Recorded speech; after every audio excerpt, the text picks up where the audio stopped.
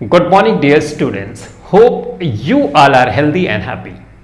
आज इस क्लास में हम NCERT exemplar exercise 1.2 real numbers chapter first से क्वेश्चन सॉल्व करने जा रहे हैं। Question first says write whether every positive integer can be of the form 4 का q plus 2 where q is an integer, justify your answer।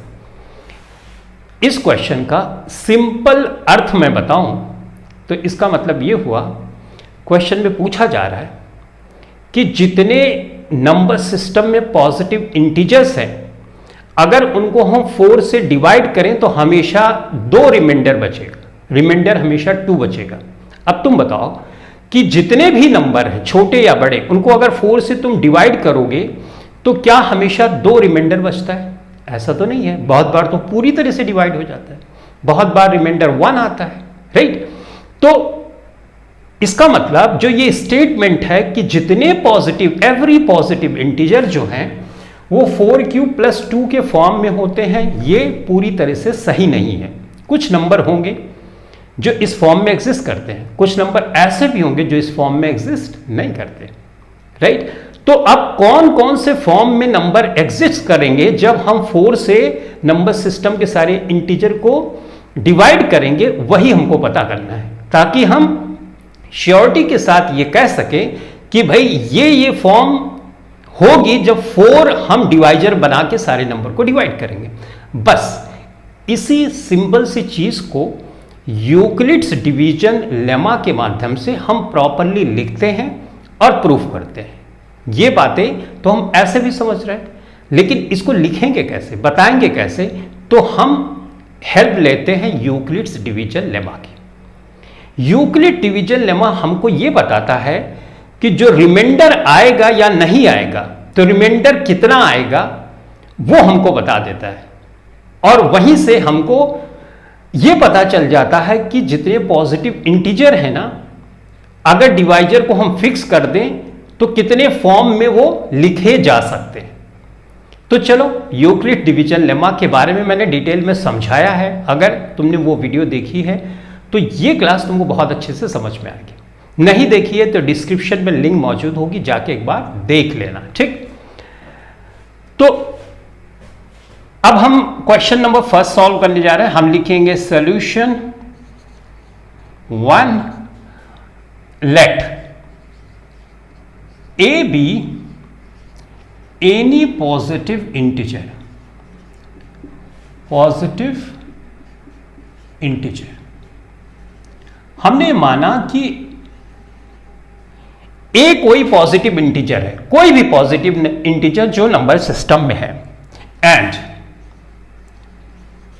b is equal to 4, b मतलब divisor. तो by Euclid's division lemma a is equal to b q plus r होता है, correct. जहां पे r 0 के बराबर होगा, 0 से ज्यादा होगा, लेकिन हमेशा ये जो b है यानी डिवाइजर है उससे कम होगा। अब हमने डिवाइजर माना है 4, तो मैं b की जगह रखूंगा 4, q रखूंगा प्लस r। ये जो r है खुद बोला जा रहा है कि या तो 0 होगा या 0 से ज्यादा होगा, लेकिन हमेशा डिवाइजर, यहां पे डिवाइजर 4 है तो 4 से कम होगा, 4 से कम होगा। इसका मतलब रिमाइंडर अब क्या क्या हो सकता है? या तो 0 होगा, 0 से बड़ा 1 होगा, 0 से बड़ा 2 होगा, 0 से बड़ा 3 होगा, लेकिन 0 से बड़ा 4 नहीं हो सकता, क्योंकि 4 से कम। तो रिमाइंडर हमारे पास जो आएगा, या तो रिमाइंडर हमारे पास 0 आएगा, या तो 1 आएगा, या तो 2 आएगा, या तो 3 आएगा, राइट।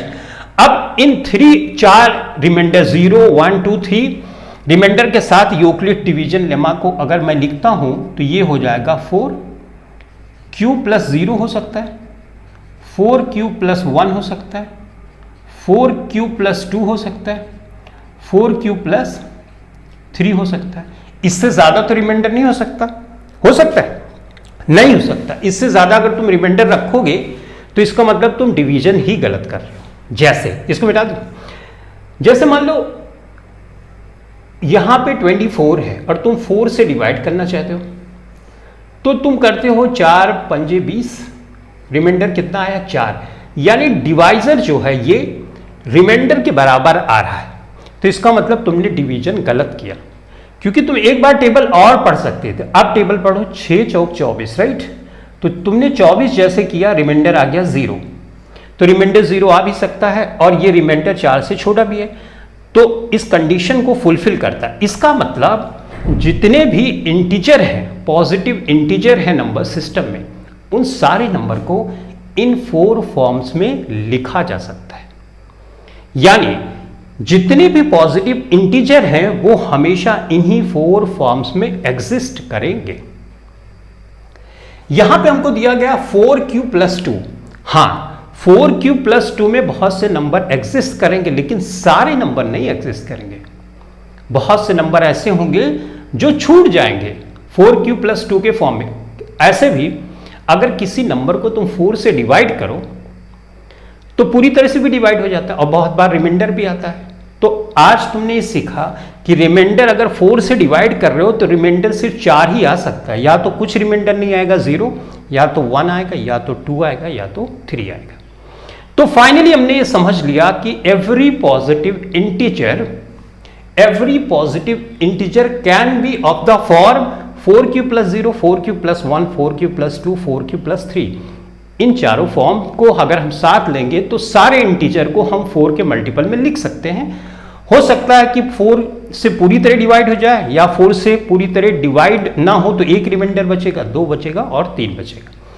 क्वेश्चन पे अब हम फिर से जाते हैं। क्वेश्चन में पूछा गया है कि क्या every positive integer can be of the form 4q+2? नहीं, बहुत से पॉजिटिव इंटीजर 2 रिमाइंडर देंगे लेकिन सारे नहीं, राइट। तो इसका मतलब ये स्टेटमेंट है गलत। जस्टिफाई हमने कर दिया कि 4 पॉसिबिलिटी है, उसमें से एक ये है, तो हर एवरी पॉजिटिव इंटीजर इस फॉर्म में एग्जिस्ट नहीं करेगा। बहुत से एग्जिस्ट करेंगे लेकिन सबके सब एग्जिस्ट नहीं करेंगे।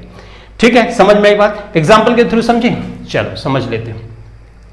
जैसे मान लो 20 है, 21 है, 22 है, 23 है, राइट। अब 20 को तुम डिवाइड करोगे तो कैसे कर सकते हो? 4 फिक्स कर दो, 4 पंजे 20, रिमाइंडर कितना है? 0। ये B हुआ, ये Q हुआ, ये R हुआ, राइट। ये A मान लो कोई नंबर, ठीक। अब इसको करोगे तो 4 पंजे 20, एक बचा रिमाइंडर, राइट। 4 पंजे 20, रिमाइंडर कितना आया? 2 आया। देखो 4 पंजे 20, रिमाइंडर कितना आया? 3 आया, राइट। इसका मतलब ये 22 तो इस फॉर्म में एग्जिस्ट कर रही है, बाकी के नंबर एवरी इंटीजर मतलब हर एक इंटीजर, ये तो इसमें फिट नहीं हो रहा, राइट। तो अब हम अपना आंसर फाइनल कंक्लूजन लिखेंगे। कंक्लूजन लिख लें, यहां पे लिख लेंगे नो एवरी पॉजिटिव इंटीजर, बस यहीं से कॉपी करना है। Every positive integer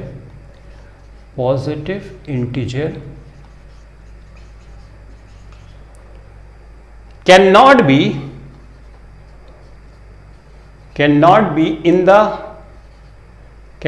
be only in the form of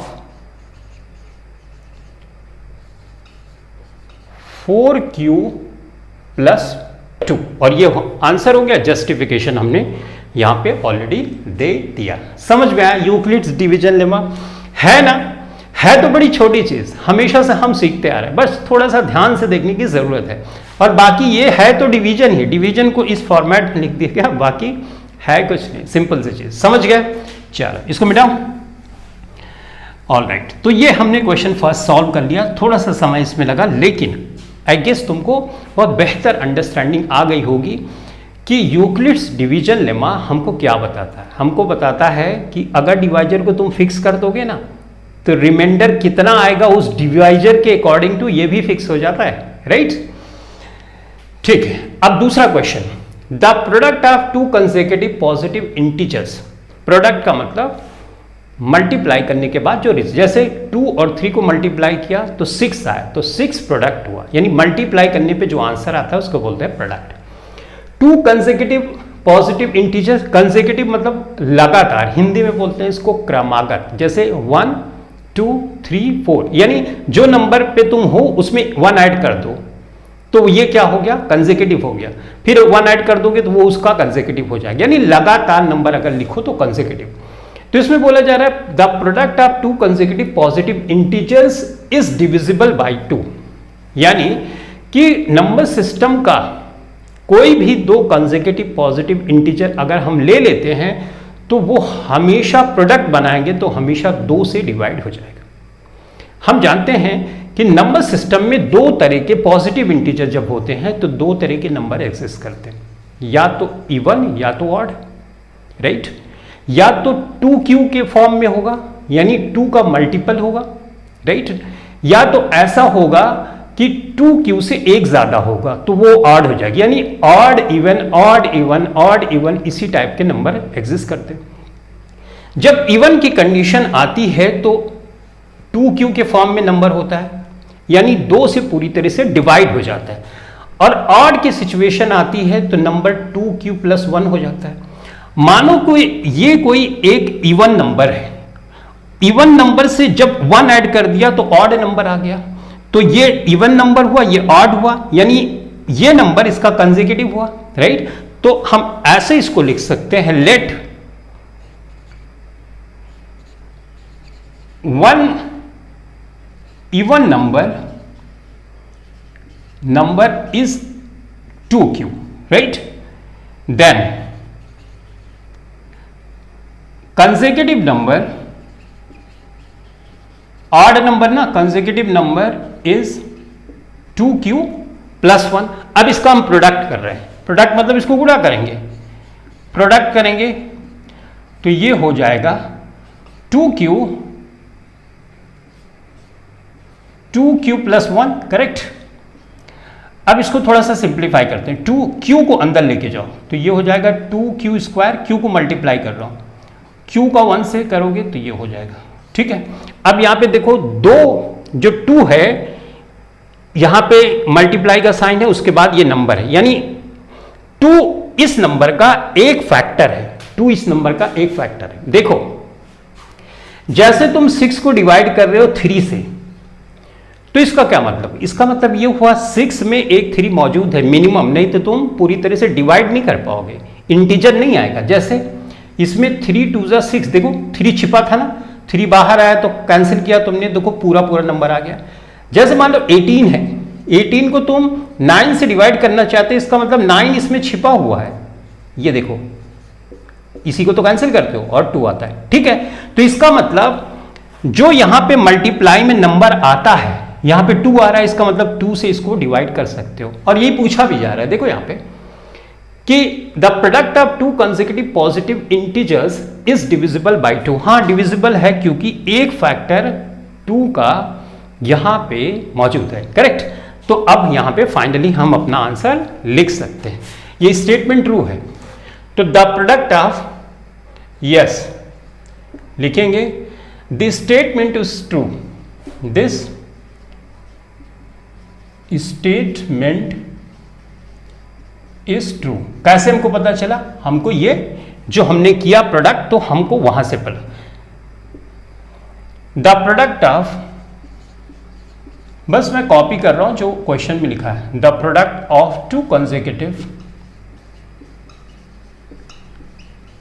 consecutive positive integers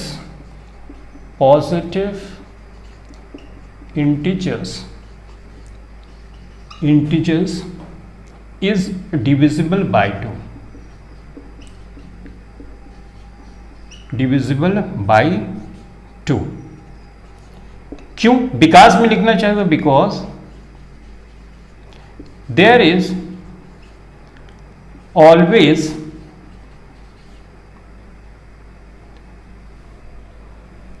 a factor as 2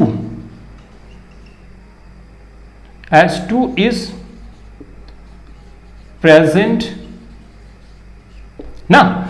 जब भी करोगे 2 एक फैक्टर रहेगा तो इसका मतलब 2 से डिवाइड कर सकते हैं, है ना, सिंपल है। चलो ठीक है, तो यहां पे सॉल्यूशन 2 लिख देना, ये तो ये था। तो सेकंड क्वेश्चन हो गया। अब देखो थर्ड वाला, देखो थर्ड वाले पे हम पहुंचते हैं। थर्ड वाले में क्या बोला जा रहा है कि the product of 3 consecutive positive integer is divisible by 6, is this statement true और फॉल्स? तो इसका मतलब जो नंबर का प्रोडक्ट हम करेंगे वहां पे 6 दिखना चाहिए, तभी तो 6 से 6 को डिवाइड करेंगे, राइट? अब यहां पे हमको बोला जा रहा है 6 से, तो पहले हमको ये सोचना होगा 6 के कितने पॉसिबल फॉर्म है, ये कैसे पता चलेगा? यूक्लिड्स डिवीजन लेमा से। तो मानो let a be any positive integer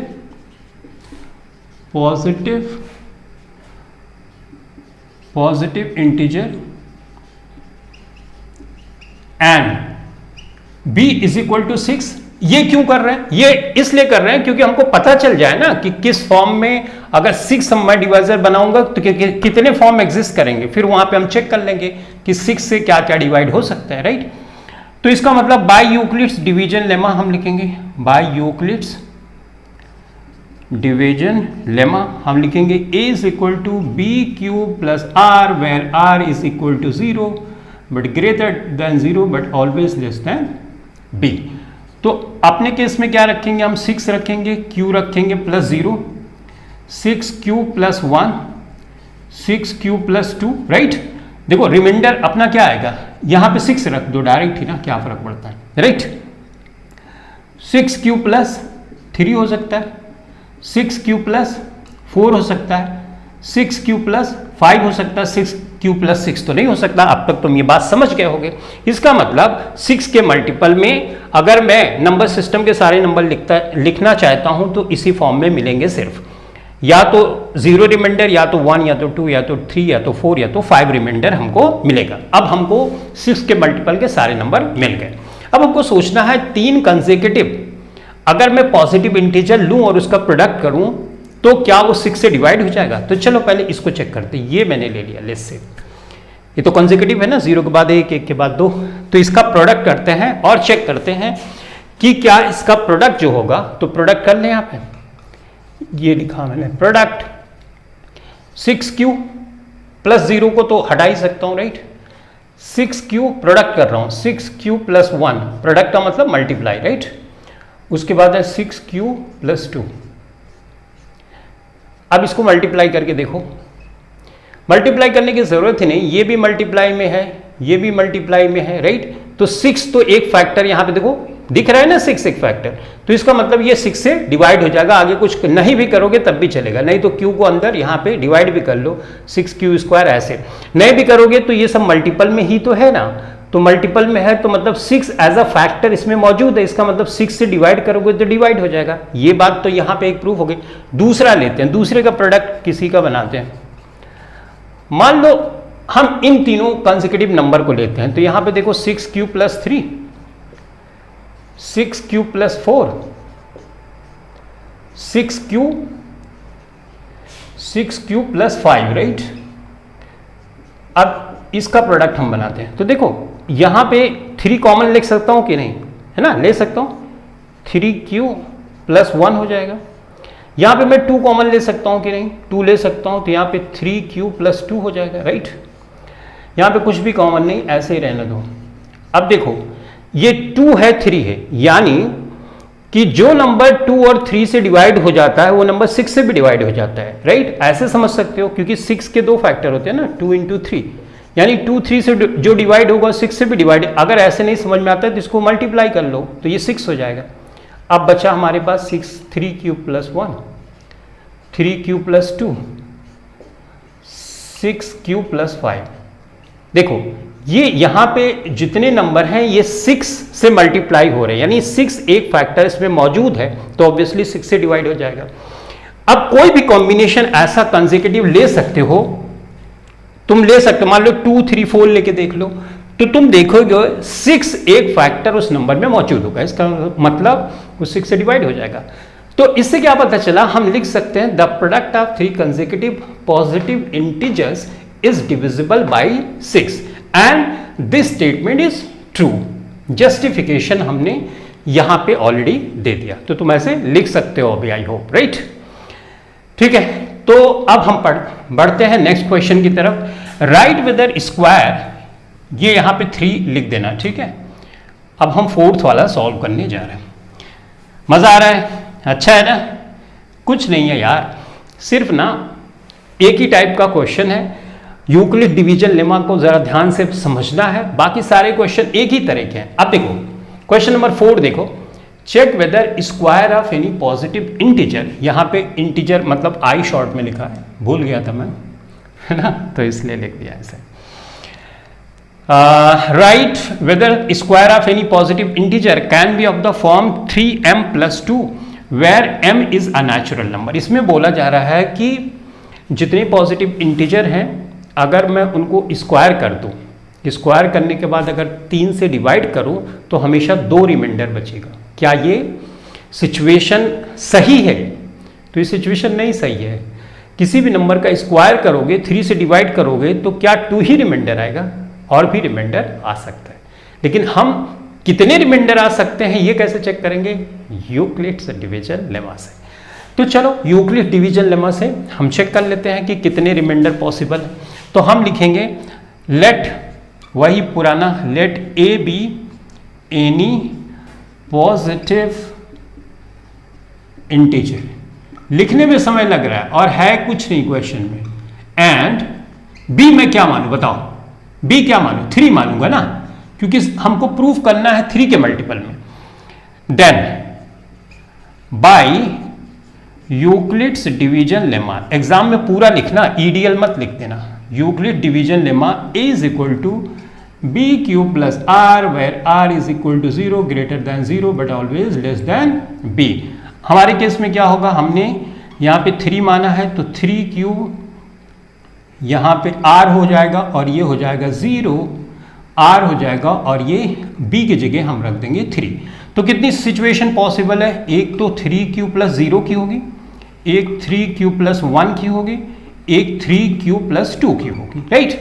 तो इतने फॉर्म पॉसिबल है। अब हमको चेक करना पड़ेगा स्क्वायर करके कि क्या जितने पॉजिटिव इंटीजर, अब ये a नंबर है, अगर इसको स्क्वायर करूंगा तो इसको भी करना पड़ेगा, दोनों को स्क्वायर करूंगा तो मैं चेक करूंगा क्या सारे नंबर 3m+2 के फॉर्म में एग्जिस्ट कर रहे हैं। तो चलो एक एक करके देख लेते हैं। केस फर्स्ट बना लेते हैं इसको, इस वाले को।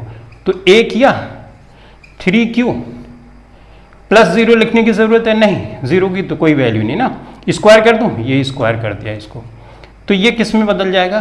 3 3 9q स्क्वायर, 3 के फॉर्म में लिखें 3q स्क्वायर। यहां पे इसको लिख सकते हैं हम ऐसे 3m, m क्या है? m is equal to 3q square. ये कोई भी एक इंटीजर है जिससे 3 का मल्टीप्लाई होगा। एनीवेज अपने को ये चेक करना है ये 3 के मल्टीप्लाई, मतलब ये जो फॉर्म होगा ना, ये जो फॉर्म होगा इसको जब तुम स्क्वायर करोगे तो 3 से पूरी तरह से डिवाइड हो जाएगा, ठीक है। ये पहला वाला केस हो गया। केस सेकंड देख लें, यहां पे देख लेते हैं केस सेकंड। केस सेकंड हमारा है कि ये वाला ना, तो हम करेंगे 3q प्लस 1 का होल स्क्वायर कर दें, ऐसे के लिख लेते हैं भाई। Case second a is equal to, इसको स्क्वायर कर दें, इसको भी स्क्वायर, तो a प्लस b का होल स्क्वायर हो गया। अब मैं डायरेक्ट लिख रहा हूं 3 3 9, 9q स्क्वायर, 2 3 6q यानी 2ab वाला, और प्लस 1 का स्क्वायर 1। अब यहाँ पे 3 मैं कॉमन ले रहा हूं, 3 3 9q स्क्वायर, 3 2 6, 2q और यहाँ पे प्लस 1 हो गया। इस पूरी वैल्यू को मैं m मान लूँ क्योंकि ये 3 के मल्टीपल में है, तो ये छोटा बड़ा कुछ भी हो सकता है लेकिन 3 के मल्टीपल में ही है, करेक्ट। अब ये सब चीजें बहुत बेहतर ढंग से समझने के लिए ना जो मैंने वीडियो बनाई है यूक्लिड डिवीजन लेमा पे, वो देखोगे तो तुम और बेहतर ढंग से समझ पाओगे। तो यहाँ पे इसको पूरी वैल्यू को मैं अगर m मान लूँ तो 3m+1 के फॉर्म में, यानी ये दूसरी सिचुएशन 3m+1 के फॉर्म में एग्जिस्ट कर रही है। तो चलो एक तीसरी सिचुएशन बची है, इसको कहाँ करें? तीसरी सिचुएशन कहाँ पे कर दें? यहाँ पे कर देते हैं। तो तीसरी सिचुएशन ये वाली है, केस 3 ना, कॉपी में थोड़ा प्रॉपरली लिखना, राइट। केस 3 ये वाला बचा है, तो a स्क्वायर करोगे तो ये हो जाएगा 3q प्लस 2 का स्क्वायर, तो ये 3 3 9q स्क्वायर और 2 दूनी 4 3 12 क्यू, और ये हो जाएगा 2 दूनी 4, राइट। ये मैंने a प्लस बी का होल स्क्वायर अब ये ओपन किया तो ये आएगा, तुम करके देख लेना, आइडेंटिटी का तो तुमको पता ही होगा, राइट। उसके बाद मैं यहाँ पे 3 कॉमन ले रहा हूँ। क्यों कॉमन ले रहा हूँ? क्योंकि 3 के मल्टीपल में ही हमको चेक करना है ना। तो 3 3 9 क्यू स्क्वायर 3 चौक 12, राइट। और ये 4 को मैं ऐसे लिख दे रहा हूँ, यहीं पे लिख दे रहा हूँ, 3 + 1 लिख सकता हूँ 4 को, हाँ। तो 3 को भी कॉमन कर लूंगा तो 3 से 3 कैंसिल हो जाएगा, लास्ट में 1 बचेगा। इस पूरी वैल्यू को मैं मान ले रहा हूं m, तो 3m + 1, यानी कि 3 के मल्टीपल में जितने नंबर हैं अगर मैं उनको स्क्वायर करूंगा तो 3 फॉर्म में एग्जिस्ट कर सकते हैं, 3q + 1 3q + 2। और मैंने सबको चेक कर लिया कि अगर मैं उसको स्क्वायर करूंगा तो या तो वो 3m में एग्जिस्ट करेंगे या 3m + 1 में। कोई सिचुएशन ऐसी नहीं आई जिसमें किसी पॉजिटिव इंटीजर को हम स्क्वायर करेंगे तो वो 3m + 2 के फॉर्म में एग्जिस्ट करेगा। इसका मतलब ये जो स्टेटमेंट है ये ट्रू नहीं है। जस्टिफिकेशन हमने ऑलरेडी दे दिया है, स्टेटमेंट ट्रू नहीं है। तो तुमको लिखना है कि this statement is not true and when any positive number is squared it does not exist in the form of 3m + 2। और ये हो गया तुम्हारा आंसर, ठीक है, आसान है। हाँ चलो नेक्स्ट करें। तो क्वेश्चन नंबर 5 यानी इस क्लास का लास्ट क्वेश्चन हम सॉल्व करने वाले हैं। बाकी इस एक्सरसाइज में 5 क्वेश्चंस और हैं, लेकिन वो यूक्लिड्स डिवीजन लेमा एल्गोरिथम पे बेस्ड, यानी HCF LCM वाली चीजें उसमें देखनी है, तो वो सेपरेट क्लास में हम देखेंगे। आज की क्लास में जो ये प्रूव करने वाले क्वेश्चंस हैं यूक्लिड्स डिवीजन लेमा पे, वो हम फिनिश कर दे रहे हैं।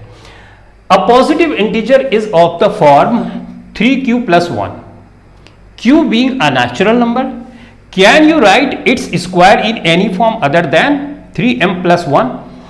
देखो हमको बोला जा रहा है कि एक पॉजिटिव इंटीजर ऑलरेडी इस फॉर्म में है, ठीक है, इस फॉर्म में है।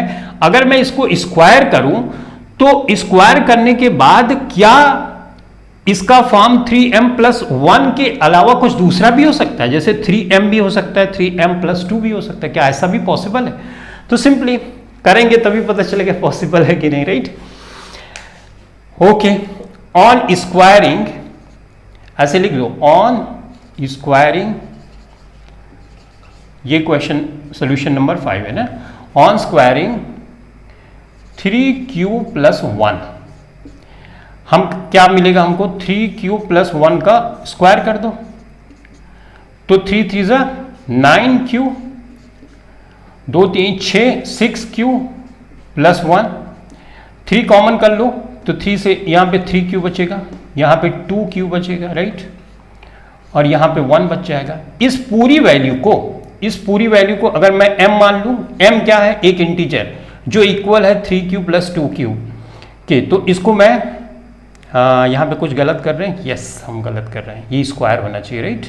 देखो a स्क्वायर मतलब 3q का स्क्वायर, 9q स्क्वायर ना, और b स्क्वायर मतलब 1 का स्क्वायर 1 ही होगा। उसके बाद 2ab, यानी यहाँ पे 2 3 6 6, अब ठीक है।